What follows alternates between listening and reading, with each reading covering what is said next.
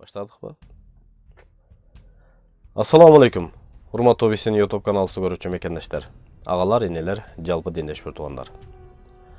Hurmatlı туғандар, Баткендегі оқия барыбыздың жүрегімізді ортқызып, бүгінгі күнге чейин барыбыз унута албастан кайгыда, жүрөгүбүзгө күлкү батпай өмүр кечирип атабыз туғандар.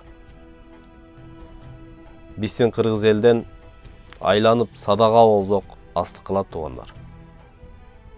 Анткени башыбызга кандайдыр бир оор күн түшсө, баарыбыз чогулуп, колубуздан келген салымыбызды беребиз. Баткендик бир туугандар көчөдө айыл өкмөтүнөн справка ала албастан күнүмдүк тамак ашына муктаж болуп турса, МЧСтин скалатына сактап, сасытып, катырып, бербестен шалакы мамиле кылып аткандарга дагы бүгүн сөз түрдө биздин бийлигибиз, биздин ишенген ажообуз жооп берип, аларды жөнгө салат деген ишеничтемин. Анда урматтуу туугандар, сөзүбүз куру болбостугу үчүн менин досум эркин журналист Улукбек Карбек уулунун иликтөө өзүнө маани берип көрүңүздөр. МЧСтин склад экен, мына могу жыттанып сасып кетип туруп, Az kelgende эле жытталган жок да, ошондон кеги могу жыт көрүп атасызбы, мусордун жыты. Болгон 30 же 25 адам ортосу ошол адамга ылайыктуу болайлы. Аны барайлы. Айылдан дүкөнчүлөр дүкөн берип койгон. Бир дагы бүгүнкү күндө тамак аш барбаптыр буларга. Таштайлы үн чыгып атат мына. Катып, бул нандар кор болуп кетти. Бул жака келсе колду аркага алып, акимге бар, айыл өкмөткө бар, кагаз алып ке, тигиге бар, буга бар деген убакыт жок да, мындай акыбал жок да. Эки мектеп, садик, анан үйлөрдө бар. Таанышы барлар ток отурат, таанышы жоктор ачык отурат, ачыгын айтайын. Эки адамга бир нанды эсептеп бөлүп бергенбиз. Картошка 300 граммдан тийгенчи, ал ошол күндө жарымыга да жеткен эмес. Андан кийин ошол менен өкмөт арадан жок. Ар жерден келип атат. Кечеде келген дагы вообще аз көлөмдө, өтө аз. Азыр мен сизге көрсөтүп коеюн, мына жаштар менен мен группамды көрсөтүп коеюн. Бизде буяктан барбагандан өзү жаштар мына акча жыйып продуктага мына. Жок, сиз жардам кетти десеңиз, бул кишилер жардам барбады десе ким калпчы? Маселе мындай. Бишкектен адамдар жардам берип атат. Буга күлбөңүз, азыр күлө турган акыбал эмес. Сумдагы балдар акча чогултуп, ошол дронго деп 10 000 доллар дронго берилип атат. Военный самолет менен кетти. Биякта не могу найти. Эл силерге ишенип берип атса, анан силер каяка кеткендигин билбесиңер. Жетекчилер кол коюп, анан ошолордун астынан өтүп, анан ала уруксат бергенден кийин анан элге бергенди токтотуп эле элден келгендеги жөнөкөйлөштүрүп койбойсуңарбы ошол жардамды? Сиздин айтканыңызды мен жазып алдым. Мен эртең менен ушул маселени биринчиден баштайм. Сиз өтө туура айтып атасыз. Бардыгы жеңилдетилген тартипте эле кылбайсыздарбы? Элдерден келип жаткан жардамды элдерге жеңилдетип бербейсиздерби депчи? Өзү негизи башкаруу системасы да өтө жөнөкөй болуш керек. Эл эшикте ачка турат. Күнүмдүк тамак ашка муктаж болуп турат туугандар.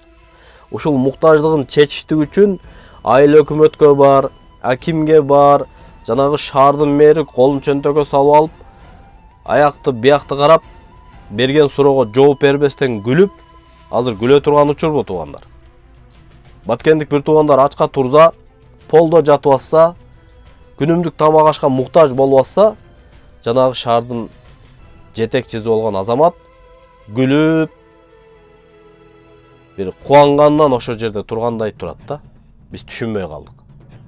Эми бул иштерге албетте биздин жоопкерчиликти алган азаматтар жооп берип, бул ишти жөнгө салат. Бирок мен айтат элем, урматтуу туугандар. Элден жыйылган нерсе элге түп-түз барыш керек. Мен мекендештериме, замандаштарыма айтат элем ушул каналыман пайдаланып, ушул эфирден пайдаланып. Элден жыйылдыбы, ошол нерсени жоопкерчиликти билген, Кудайдан корккон азаматтарды салып, алып барып, элдин өзүнө тапшырыш керек бул нерсени. Болбосо скалатта туруп, жанагындай. Үстүдө видеодо көрдүңүздөр го. Скалатта туруп, катып ачып, бекер эле ысырап, убал болот туугандар.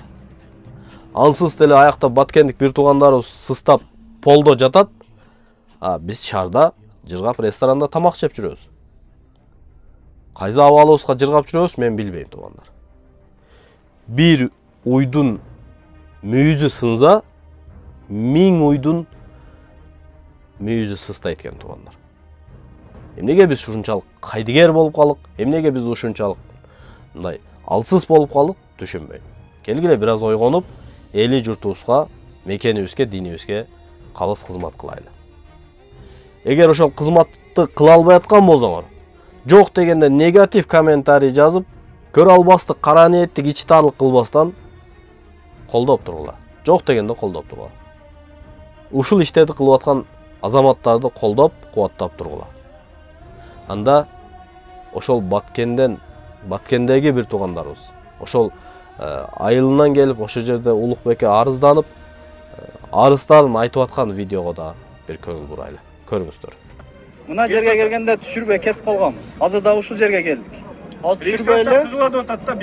Эми зачем регистрация элге жеткизсе, өздөрү элдер билет да кимге жеткизет.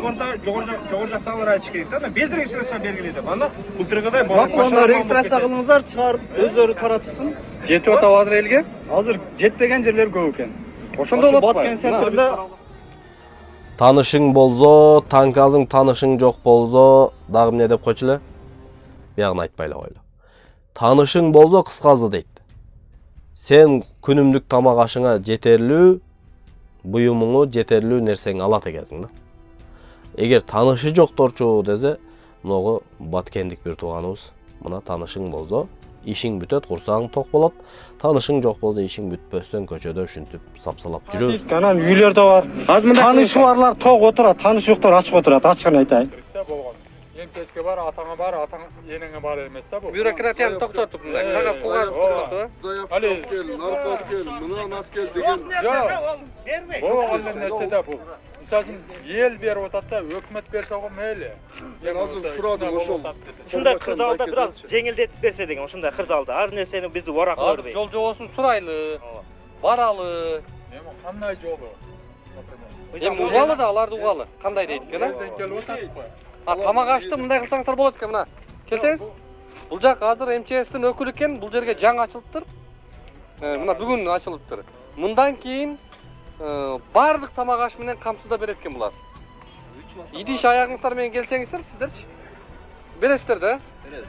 Анан буяка келип жесеңиздер да болот экен. Анан алып кетсеңиздер да болот. Бизде 18 километрде биздин айыл бул жактанчы. Ошол жакта өзүдө кеңир условия бар жок, өзүнүн айылы. 18 километрден келип кетиш дагы бар, а? Ошол жагы бар. Ошого өзү ордунда ушул беришип керек. Минутка бар ошол жерде. Неме айыл өкмөттүн конторасына алды да. Эми урматтуу бир туугандар, бул маселени кантип чечебиз? Келиңиздер, бул элден айланып кетсек астык кылат деп мен башта айттым. Элибиз ушундай алтынга, дүйнөгө алмашпай турган бактылуу жакшы элибиз бар. Аманат, жараткан Кудайдан бизге берилген аманат элибиз бар. Ушул элибизден айланып садага болсок астык болот.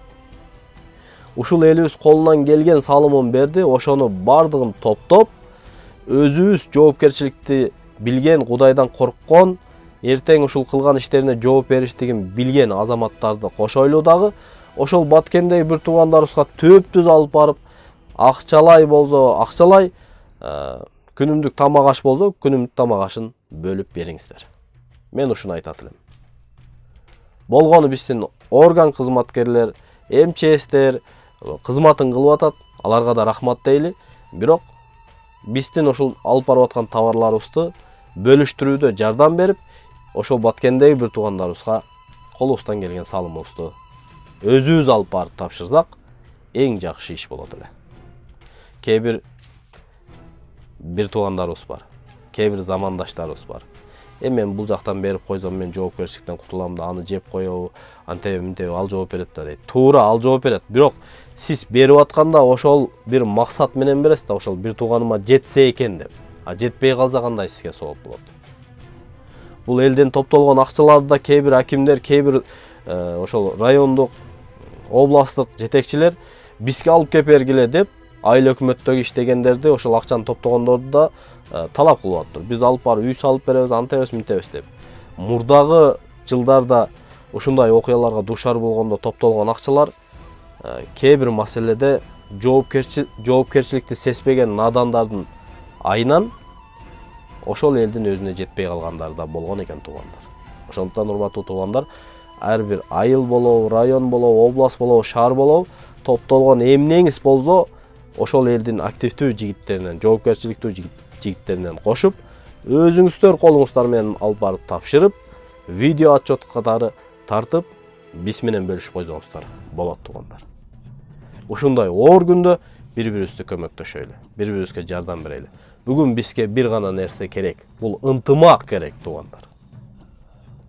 Кээ бир саясатчылар кошуп, кээ бир депутаттар кошуп чуркап барып ал жерде саясий упай топтоп, элден кабар алмыш болуп жүрбөстөн, тезирээк ошол элдин проблемасын чечкиле туугандар. Силер ошол элдин проблемасын чечесиңер деп, эл шайлап добушун берген, ишенип.